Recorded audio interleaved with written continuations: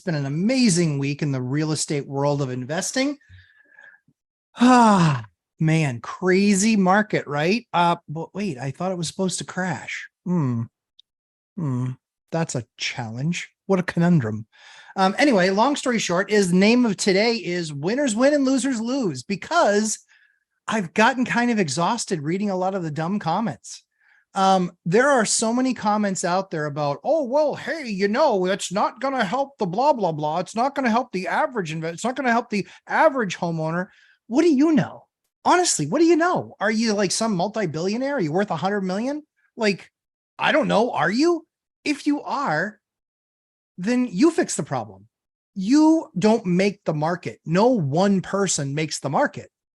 Not even one bank makes the market, except for maybe federal government, or actually the Fed. So I think at the end of the day, I think what a lot of people lose focus on is that if you're skilled up and if you're a winner, meaning that you've taken the time to educate, really know your market cold and inside and out, you've built a network that is your net worth. You have multiple brokers and home inspection people and repair guys and different contractors and agents and banks and different attorneys. When you've built up that type of network, that's the winner's win. That's the winner's winning. That's what it is. Excuse me. Too many people don't understand what it takes to really, really win.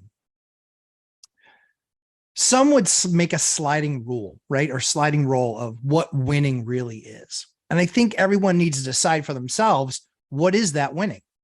For me, winning wasn't even financial freedom. Winning was kind of FU money. Kind of, I do whatever I want, whenever I want, how long ever, as long as I want. That was kind of for me where it was just like, it was fun. It was interesting. I was learning stuff. Some people, it's about getting out of their 9-to-5 grind. Some people, it's about getting out of their 7-to-7 grind. But again, for every single person that it's different. And so I don't begrudge smaller investors versus larger investors or whatever. I don't do any of that, because I think that everybody gets to pick what they and what their level of winning is. The key is that many people will get to 4 and they'll say, hey, no more. And others will get to 2 and say, I'm not doing any more. But it might just be because they're not that good at it. But what are you not good at? Can you skill up in those areas? Can you get better in those areas? So one of the arguments that I constantly am having with everybody is stop whining about the market. You can't change the market. You can't change it. It's the same thing with Wall Street. It's the same thing with any market. You can't single-handedly change any market. So because you can't change the market, what you have to do is skill up. You have to know the most about your market. You have to have the most connections. You have to have the most experience. These are all things that you can strive to accomplish. And when you do, that's the winning. That's the winning formula. I understand what it takes for me to onboard a property now at 50 buildings, and we're talking small multifamilies, 2s, 3s, and 4s. What it takes for me to onboard something now is a few days. It's not a big deal. We have all the systems in place. We have all the procedures in place. We have form letters that we send to our new tenants. We know that we set aside 3 to 5 days for our maintenance folks and for different contractors to go over there and take a look at stuff. We have that system and process in place where onboarding, we're going to use, I guess, big boy terms, an asset, right? Like banks like to talk about. We're onboarding this asset. And when we onboard that asset, the key is low barrier of entry, ease, and process that lends itself to getting that asset up, going, and remaining going, starting to understand immediately, what are the bugaboos of the house? What are the tenants like? How are they to work with? Those are all the different things that people kind of miss out on. And so when I say winners win and losers lose, there's a lot of losers losing out there. And loser is a word that many people are triggered by. I would first ask you, why are you so triggered by that word? Second thing I would say is, what are you doing to change it? What I'm most proud of in the course Lumberjack Landlord, oh shit, I'm a landlord, now what? What I'm proud of most is that people now have demystified the process. They now have a process that is proven to worked for me. As you execute through the process, we're creating ideas and concepts and efficiencies and processes that you will augment and make some of them your own. However, it's the framework.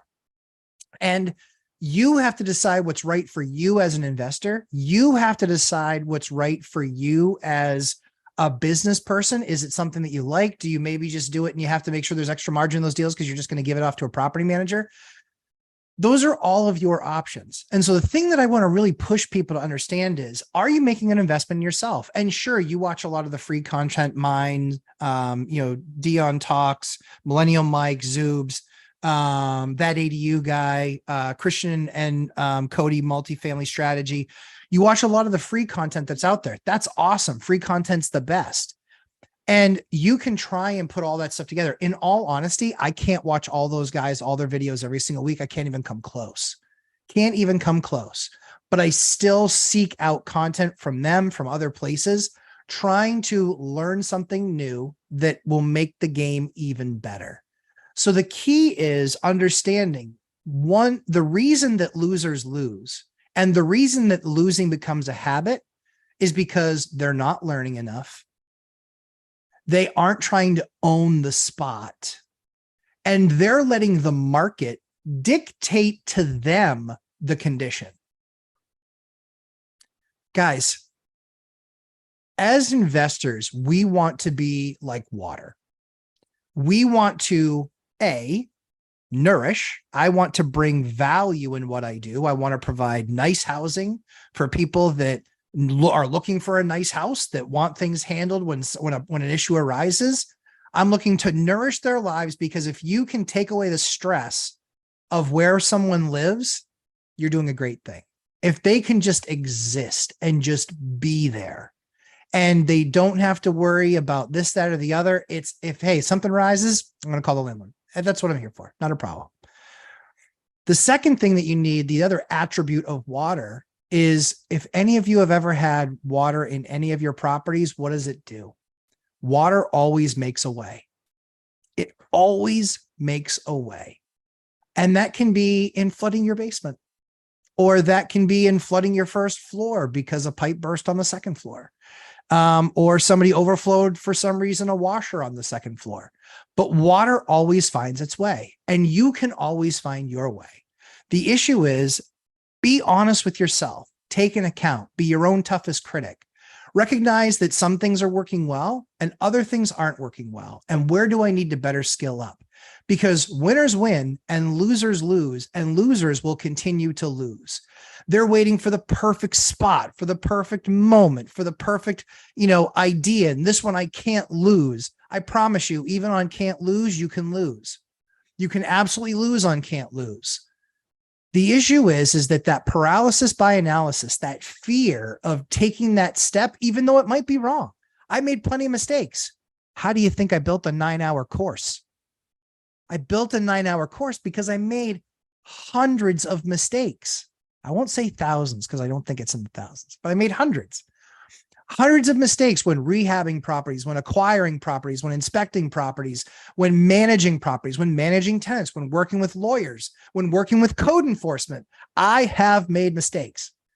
The key is that it was, got it, learn the lesson, next. The problem that you start to have is that losers also will continue to make the same mistake, even though it's not word for word, it rhymes. Much like the economy. It's not exactly what happened last time, but it will have a level and a rhyme to it. The key that we have to have as investors and how we look at things is, of course, positive mindset. Honestly, I don't need motivation. Good. I don't need a video to pump me up in the morning. That's why I don't talk a lot about that stuff, is because I don't need it. I don't do it for people. I don't think. It's really just a matter of overcoming the fear of the unknown, overcoming the recognition that you're going to get your butt kicked. Sometimes that's the way it goes. Sometimes you have a tenant that costs you thousands and thousands of dollars. Sometimes you have a tenant like I've got One that I evicted, that I then won a court case against, that now I have to sue him again. I got to sue him again. Oh my word. But eventually he'll learn and he'll get tired of losing. And I think at the end of the day, for all of us, we need to continue to skill up. We need to continue to get better. You need to continue to make investments in yourself. I'm always talking to people about my return on my capital. Did that return on my capital, sorry, Mountain Dew can, or Diet Mountain Dew can actually. I'm always talking to everybody about best use of capital, the buck method, or my return on my capital, ROC. I talk about those things because I evaluate all things exactly the same. The first thing is basically, do I have the swan? This is from my good buddy, Corby Carter. Corby is the man. He was in the Lumberjack Landlord course. Corby said to me, he goes, yeah, we call that a swan event. It's like, interesting. I'm listening. Sleep well at night. Corby, thank you for that. Sleep well at night. So the first thing that we do is the sleep well at night ideas. We need to make sure that we're doing the right thing. We need to make sure that we're putting ourselves in a good position, that that we've done everything we can to reduce and mitigate risk. That's the swan factor. What goes into that is fixing things when they break and having the right insurances, and also having a process and a rules by which you stick to when evaluating your tenants. This will help you sleep well at night when you know your tenants aren't morons. Now, there are plenty of moron landlords, but there are also more than a fair share of moron tenants. Quite frankly, I hope the moron tenants find the moron landlords. They deserve each other, and then they can spend life smashing each other back and forth. What I will say is this, basically to close on this thought, is the investment that you make in yourself is the most important investment you will ever make. It will make you better at business. It will make you better as a property manager. It will make you better as a landlord. It will make you better managing your property manager. Please consider the course. Take a look at the syllabus, go through it. We continue to add modules. We've got specials coming up. Actually, next week we have a special coming up. Very excited about that. And then we're going into our summer season where we're just getting people on the schedule around vacations. People take a lot of those, I guess, in the summertime, but we're getting things on the calendar with attorneys and roofers and plumbers and electricians, to get you guys access to people that want to tell you the way it is, not because they're trying to sell you something, because frankly, they're not trying to sell anything. All they're trying to do is add value they've added value to me, to my life. I've spent hundreds of thousands of dollars with all of these people that are going to be in my course over 5, 10, 15 years, 20 years of being a landlord. I want to make those folks available to you so you can ask them really pointed questions where they can make sure that, and I've told them no or I don't know is an okay answer. So you might stump them.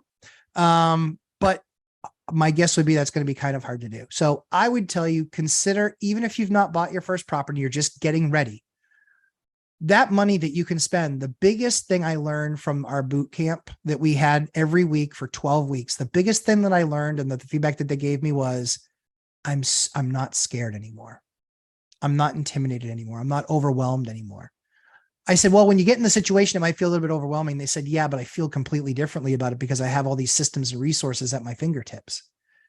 And that to me is why I built a course. That to me is what's so valuable, is when you see people see it through the end and know that they're in a better position than they would have been otherwise. So that's where we talk about winners win and losers lose. And you know, hey, at the end of the day, it's, that's going to trigger some people. I called it a case of the whatabouts. Everybody that sits there trying to fix the entire world's problems never gets anywhere. Never gets anywhere.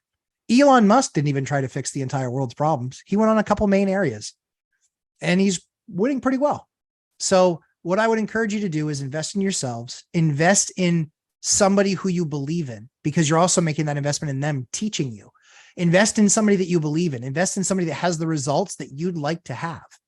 Invest in somebody that you quite frankly enjoy learning from, because let's face it, there's not a whole lot super funny or super sexy about buying a property unless that's what gets you going. And find somebody that's passionate about that And when you do, you'll find a great teacher. You'll find somebody that's just like, yeah, I didn't consider that, or different, and a different perspective.